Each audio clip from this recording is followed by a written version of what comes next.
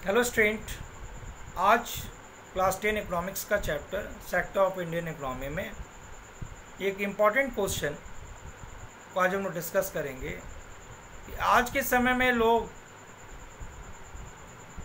जो organise sector में ही काम करना क्यों चाहते हैं, ऑर्गेनाइज सेक्टर में काम करने के क्या लाभ हैं, ऑर्गेनाइज सेक्टर में लोगों का झुकाव क्यों है। ये सारे क्वेश्चन हैं, तो इसके आंसर आते हैं कि ऑर्गेनाइज सेक्टर में काम करने के जो फ़ायदे हैं, जो उसके एडवांटेजेस हैं, वो बहुत ही हैं।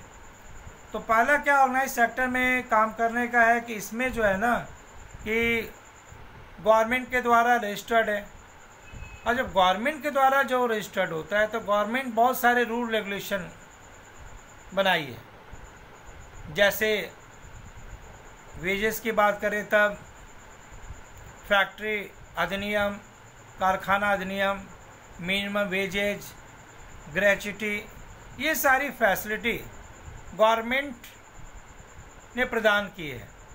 तो सबसे पहला इसका इम्पोर्टेंस होता है कि ऑर्गेनाइज सेक्टर में जब काम करने का फ़ायदा क्या है, इसमें एक तो एम्प्लॉयमेंट भी होता है और एक सिक्योरिटी भी है, रोज़गार भी है और सुरक्षा भी है। अब रोज़गार और सुरक्षा का मतलब क्या है कि जैसे एक तो रोज़गार, जैसे गवर्नमेंट के द्वारा जो रजिस्टर्ड हैं उसमें तो जॉब मिला ही, और सुरक्षा है कि अगर उनके साथ उनकी कंडीशन कहीं ख़राब हो गई या काम करते समय वो अस्वस्थ हो गए या काम करने के समय उनकी तबीयत बिगड़ गई या किसी कारण से उनकी मृत्यु भी हो गई, तो गवर्नमेंट उनको बहुत ही सुविधाएं प्रदान करती है।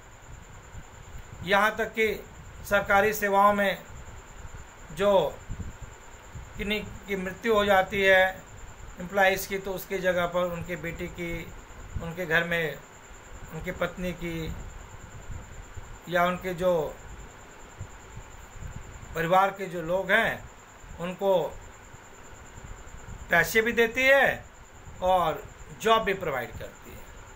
तो सबसे बड़ा एडवांटेज क्या है कि एक तो रोज़गार भी मिल रहा है, सुरक्षा भी बहुत ही है। ओके, सेकंड देखते हैं कि वर्किंग आवर फिक्स होता है।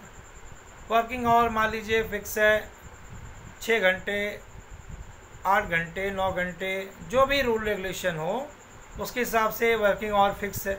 इसके बाद अगर वो ज़्यादा काम करते हैं तो गवर्नमेंट जो उन्हें ओवर टाइम की फैसिलिटी प्रोवाइड करती है कि उनको पैसे, अतिरिक्त पैसे मिलते हैं, जिसमें फ़ायदा क्या है कि वो एक सर्टेन टाइम में काम करने के बाद से अगर वो ज़्यादा काम करते हैं तो उनकी इकोनॉमिकल कंडीशन थोड़ी और अच्छी हो जाती है, उनके पास थोड़े और पैसे आ जाते हैं। तो ओवर टाइम की भी फैसिलिटी इसमें है। ओके, थर्ड बात करें तो दे also gate several other benefit from the employers like paid leave, payment during holiday, provident fund, gratuity. इसमें जो काम करने वाले लोग हैं, नियोक्ता से जहाँ वो काम करते हैं वहाँ से उनको बहुत सारी फैसिलिटी प्राप्त हो जाती है। जैसे सवैतनिक छुट्टी की छुट्टी भी मिली और उनके पैसे भी मिले, और क्या जो छुट्टी लिया उसमें उनको भुगतान भी, पैसे भी प्राप्त हो जाते हैं, और क्या प्रोविडेंट फंड, भविष्य निधि, जैसे रिटायरमेंट के बाद या अगर उनको कुछ ज़रूरत पड़ी तो प्रोविडेंट फंड से वो लोन भी ले सकते हैं। और क्या देखते हैं कि ग्रेच्युटी, सेवानिवृत्ति के बाद से या कंपनी या जिस जगह काम करते हैं वहाँ कार्य समाप्त होने के बाद जब उनका कार्यकाल समाप्त हो जाता है तो एक सर्टेन ग्रेच्युटी का भी प्रावधान है, जिसके कारण हम लोग देखते हैं कि सेवानुदान, दैट मीन्स ग्रेच्युटी, ये भी प्राप्त होता है, जिससे उनकी स्थिति और भी अच्छी हो जाती है। इसीलिए जो लोग हैं ऑर्गेनाइज सेक्टर की तरफ ज़्यादा आजकल झुकाव है। ओके, फिर क्या देखते हैं, they also get medical benefits under the law. The factory manager has to ensure facilities like drinking water and safe working environment.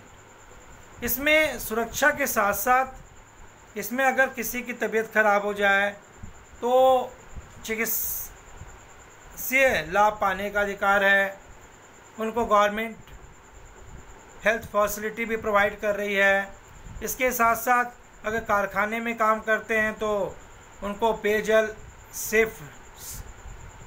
की फैसिलिटी प्रोवाइड की जाए, और वो जहाँ काम कर रहे हैं तो उनको अच्छा इन्वायरमेंट भी दिया जाए ताकि वो काम कर सके। तो इतनी सारी तमाम सुविधाओं के कारण आज लोग ऑर्गेनाइज सेक्टर की तरफ ज़्यादा झुकाव है, ऑर्गेनाइज सेक्टर की तरफ लोग ज़्यादा काम करना चाहते हैं।